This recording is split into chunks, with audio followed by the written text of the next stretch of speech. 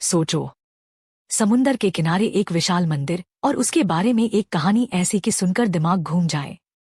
कहा जाता है कि कोणार्क सूर्य मंदिर के शिखर पर कभी एक मैग्नेट पत्थर लगा था, इतना ताकतवर कि दूर से गुजरते जहाजों के कंपास भटक जाते थे। कुछ लोग तो ये भी कहते हैं कि मंदिर के अंदर सूर्यदेव की मूर्ति मानो हवा में तैरती थी। अब सवाल ये नहीं कि कहानी डरावनी है या नहीं, सवाल ये है, ये सच था या सिर्फ एक लेजेंड।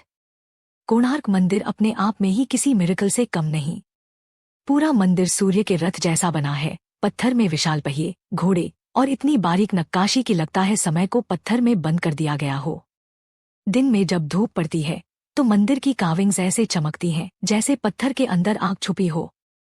और यहीं से मैग्नेट वाली कहानी और बिलीवेबल लगने लगती है, क्योंकि लोग सोचते हैं जिस जगह की इंजीनियरिंग इतनी एडवांस्ड है वहां कोई सीक्रेट साइंस भी होगी।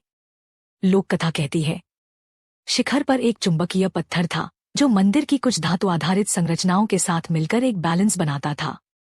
पर फिर एक दिन किसी ने उसे निकाल लिया। किसी ने कहा जहाजों को बचाने के लिए, किसी ने कहा लालच में, किसी ने कहा डर की वजह से। और जैसे ही वो पत्थर हटा, मंदिर का संतुलन बिगड़ गया और समय के साथ उसका मुख्य शिखर टूट गया। अब कहानी में असली थ्रिलर यहाँ है, क्योंकि आज अगर तुम मंदिर देखोगे तो वो सच में अधूरा है।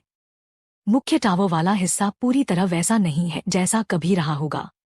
और जब कोई चीज अधूरी होती है तो इंसान का दिमाग वहां तुरंत एक कारण भर देता है। इसी खाली जगह में लेजेंड पैदा होता है। लेकिन जरा दूसरी तरफ भी सोचो, समुंदर के पास की हवा, नमक, तूफान, बारिश, ये सब पत्थर पर सदियों तक हमला करते रहते हैं।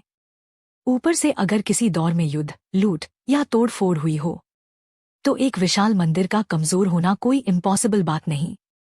तो फिर मैग्नेट वाली कहानी जिंदा क्यों रहती है? क्योंकि ये कहानी एक ही लाइन में दिमाग पकड़ लेती है। एक पत्थर का मंदिर और ऊपर एक मैग्नेट जिसने जहाजों को भी भटका दिया। और यही रहस्य की सबसे बड़ी ताकत है। जब कोई कहानी साइंस के शब्दों में खुद को पेश करती है, मैग्नेट, कंपास, बैलेंस, तो वो मिथ होते हुए भी पॉसिबल लगने लगती है। पर असली मिस्ट्री शायद मैग्नेट नहीं है। असली मिस्ट्री ये है कि 13वीं सदी में बिना मॉडर्न मशीनों के लोगों ने ऐसा मंदिर कैसे बना दिया जो आज भी आर्किटेक्चर का वंडर माना जाता है। और इससे भी बड़ा सवाल, क्या कोणार्क की कुछ बातें हम आज भी पूरी तरह समझ नहीं पाए हैं? अब तुम बताओ, तुम्हें क्या लगता है? कोणार्क का मैग्नेट सच था या ये सिर्फ एक लेजेंड